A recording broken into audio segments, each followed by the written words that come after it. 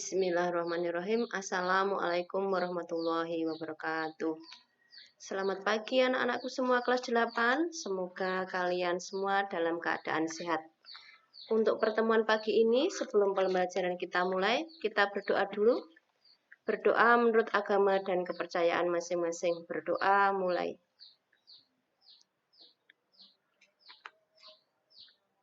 Berdoa selesai. Untuk pertemuan kali ini, kemarin mohon maaf sudah Ibu sampaikan yang versi PDF, tetapi itu mungkin terlalu panjang ya, mungkin mohon maaf bacanya bosen. Untuk yang ini akan Ibu sampaikan secara garis besar saja. Semua buku sudah punya toh? Untuk yang buku PR kelas 8 dikeluarkan. Untuk bab 2-nya buka halaman 23.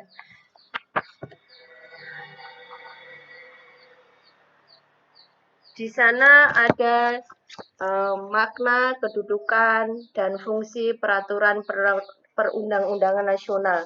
Tetapi mungkin di dalam buku judulnya berbeda sedikit, tapi itu maknanya atau tujuannya sama. Sebelum pembelajaran kita mulai, Ibu akan sampaikan dulu tujuan dari pembelajaran bab 2. Yang pertama,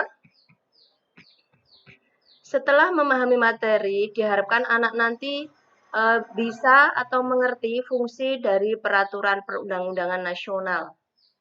Yang kedua, tetapi kita di masa daring ya, untuk melakukannya mungkin agak berbeda. Karena seharusnya kita melakukan liputan yang mungkin hanya sederhana, menunjukkan dukungan terhadap ketentuan Undang-Undang Dasar 1945 secara nyata. Yang ketiga, setelah peserta didik bisa mengerjakan tugas mandiri, dapat menjelaskan fungsi dari peraturan perundang-undangan. Yang keempat, diharapkan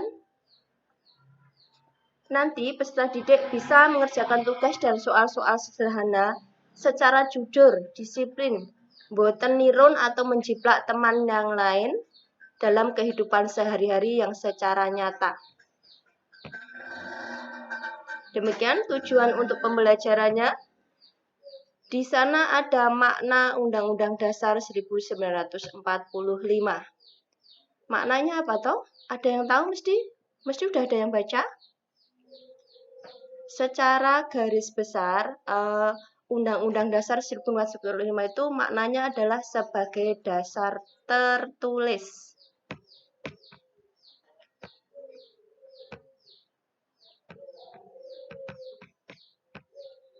Kemudian kedudukan Undang-Undang Dasar 1945, di sana ada nanti secara garis besar ada kedudukan, ada fungsi.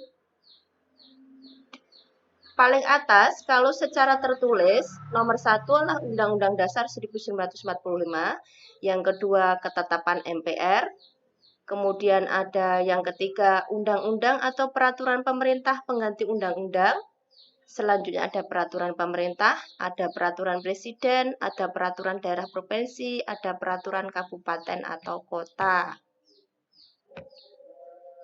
Fungsi dan sifat Undang-Undang 1945 itu apa? Sebagai alat kontrol, sebagai pengatur, sebagai penentu dan pembatas. Kalau sebagai alat kontrol, itu alat kontrol untuk apa? Menjadi papan uji bagi peraturan perundang-undangan di bawahnya. Kalau untuk mengaturnya, mengatur apa? Sebagai pengatur dalam penyusunan, pembagian, pelaksana, kekuasaan dalam pemerintahan negara. Sebagai penentu dan pembatas itu yang bagaimana? Sebagai penentu hak dan kewajiban negara, aparat negara, dan warga negara. Kalau sifatnya Undang-Undang 1945 itu sebagai apa? Sifatnya ada, yaitu ada peraturan hukum positif yang tertinggi, sebagai naskah tertulis dan rumusannya sudah jelas. Ada norma-norma di dalamnya, singkat dan supel. Kemudian selanjutnya ada peraturan perundang-undangan dalam sistem hukum nasional. Di sana ada perundang-undangan nasional, ada kedudukannya, ada arti penting perundang-undangan.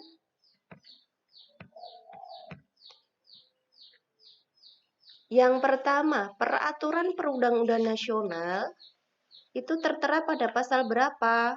Nanti dicek pada pasal 7 Undang-Undang Nomor 12 Tahun 2011. Tentang apa? Tentang pembentukan peraturan perundang-undangan yang menjelaskan peraturan yang berlaku di Indonesia.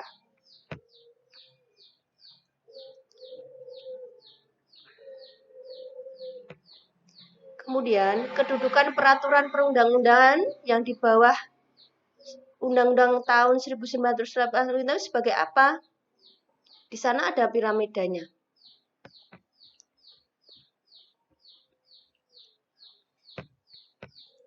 Piramida itu sama dengan urutan dari pertama ke bawah.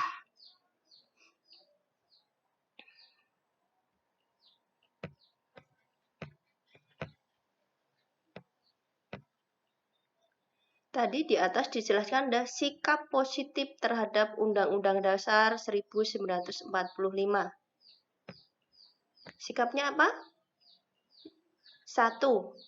Sikap positif terhadap Undang-Undang Dasar 1945, kemudian mewujudkannya bagaimana, pelaksanaannya dalam bidang apa.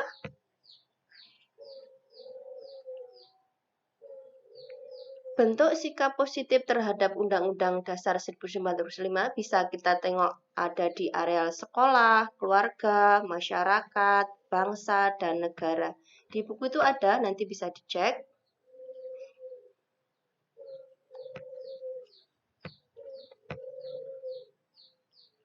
Dalam pelaksanaannya, Undang-Undang 1945 itu dibagi dalam berbagai bidang. Dalam bidang politik, ekonomi, sosial budaya, pertahanan dan keamanan, hukum. Untuk lebih jelasnya nanti bisa WA atau telepon, tetapi jam kerja nggih, jam 7 sampai jam 2. Selamat siang anak-anak, sampai di sini dulu. Untuk sekedar mengingatkan, untuk tugas kemarin yang bab 1 UK1 UK2, tolong dikirim di classroom, tetapi Ibu harus punya bukti otentik, jadi silahkan disalin di selembar kertas, ditulis ABC-nya saja, nanti untuk dikumpulkan ke sekolah menunggu informasi selanjutnya. Banyak kata salah, sampai di sini dulu. Mohon maaf. Akhir kata, Assalamualaikum warahmatullahi wabarakatuh. Tetap jaga kesehatan, sehat selalu.